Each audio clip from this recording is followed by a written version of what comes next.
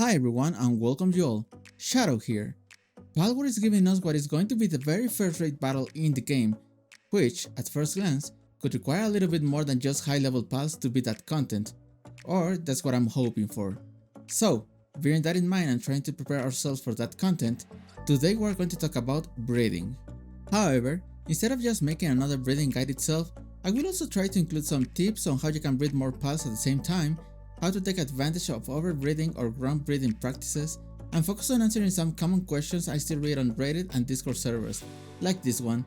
Is breeding two pals with two different and desired passive skills the perfect approach?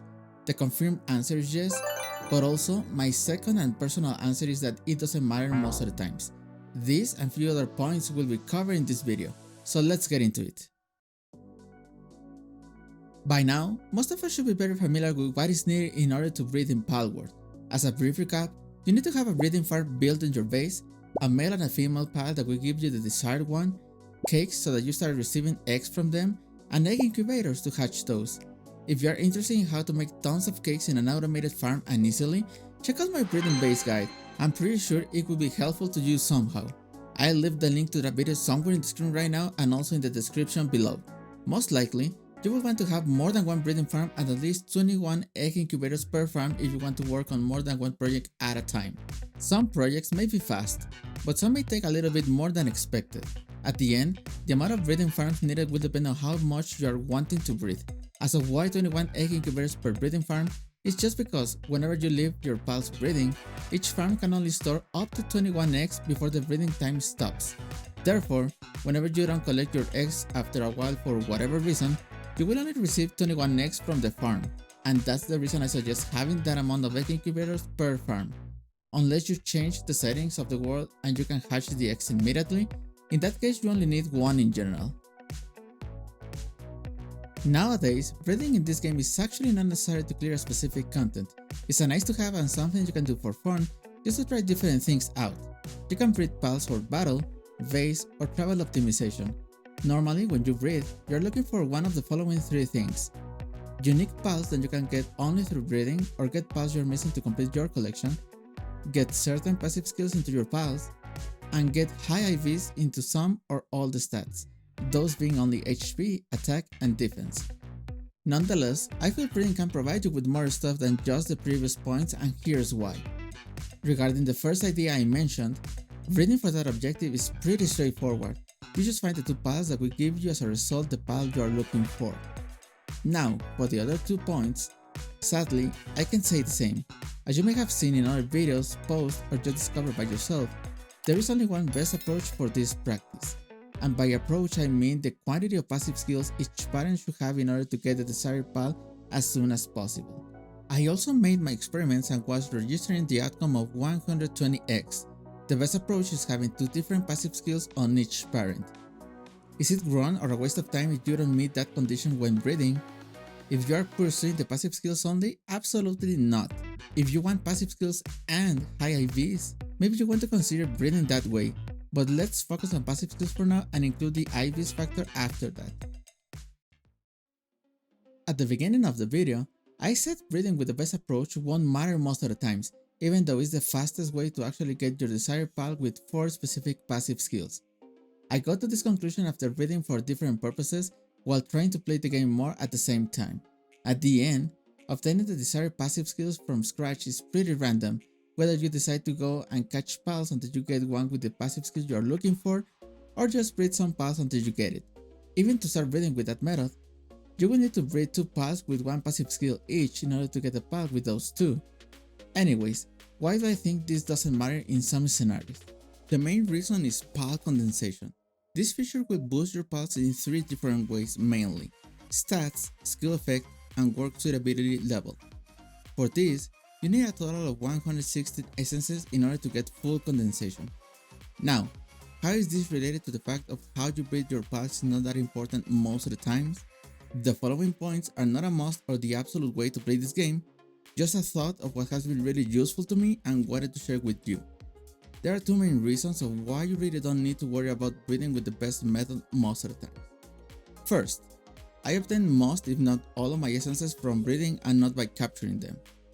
I do it this way because this allows me to do other stuff in the meantime like farming souls, collecting skills from skill fruit trees, farming other needle mats that can't buy with gold like pal fruits, and pretty much do other things I would like at that time. So instead of spending time catching 160 times the same pal, I just can go and do whatever else I want or need while the breeding helps me obtain all those essences. Also, bear in mind the following. Some pals may take more time to capture than others, so the time spent on this will be different from one project to another. As a quick example, will be different if you go and catch 116 chickadees than capturing the same amount of light lean for your base. And second, which is related to the first point, if you are going to breed 160 copies of the same pal, eventually you will get your pal with the 4 passive skills you want. The difference in breeding parents with 2 different passive skills each, compared to maybe breeding parents with 4 passive skills each, or 3 in one parent and 1 in the other, is not significantly high. From a math perspective, it's high enough to help us confirm that the 2 passive skills each is the best method. However, it's not like it's going to take you days to get your desired pal if you don't do it that way. For example, let's take a look at my pal box real quick. Most of the copies I have here for some of the pals are spare ones that I got while getting enough essences to full condense the ones I would be using on my bases. I haven't gotten rid of this just to show you that you will eventually get more copies of the pal you are looking for in the process. This method is even easier now because when you feed an already condensed pal to one another, it will take into account the pals you already fed into the one you are feeding now, making it easier to work on more than 2 projects at a time without having inventory issues. You don't care about these 2 points, or maybe you just don't mind go and capture tons of pals instead of producing cakes for more breeding? No problem. There are 2 more uses you can give to breeding that could be useful to you while you get your perfect pal only. You can sell the non-wanted pals to the Wanderer merchant, that way you get some gold, or dispose them using the butcher knife and get materials in exchange. Some pals can give you really great materials from doing this, like pal souls and high quality pal oil. Maybe right now you don't need a lot of mats anymore, but wouldn't hurt to build some inventory for when developers give us new items to craft in-game. Instead of using the butcher knife, I'm using a mod that makes this action a little bit faster in general. Making this more interesting, if now we add the IVs variable into what we have discussed so far, things may change quite a bit. There can be tons of scenarios we can talk about right now with IVs and passive skills, but I'll try to make it simple and short. For example purposes, let's assume you want to obtain a pal with 4 specific passive skills and max IV on HP, attack, and defense. The ideal would be that you breed 2 parents with 2 different passive skills each and perfect IVs in all the stats in both pals, but let's not make it that easy. Let's assume we have 1 parent with 3 passive skills and max IVs on HP and defense. As for the other parent, we have 1 skill and max IVs on HP and attack. What I do is start breeding with those 2, hoping I get lucky enough to get the pal I want, and believe me, this has happened to me like 2 times and I'm aware I got super lucky on that. Back to the example. When I breed these first couple of parents, since I know this could take more than the usual, instead of preparing enough pals to full condense the perfect one, I dispose them for materials, trying to avoid having issues with my pal box spaces later. You can sell them if you need gold, of course. But, and this is important, before actually getting rid of them immediately, I check every single one of them, try to see if I got potential new parents. And by new parents I mean pals with 2 different passive skills and at least 2 different max IVs on each. Why? Well, this can help me increase my chances to get my desired pal faster. So instead of having a headache because I can breed with the perfect method right away, I try to build that possibility in the process with whatever parents I can work with in the meantime. I'm aware some pals may not need max IVs on each stat or 4 passive skills. This was just to put an example that could cover a tough scenario. And again, as a friendly reminder, this is just me sharing with you what has worked for me so far, allowing me to do more things in the game than just stand there and breed or capture tons of pals.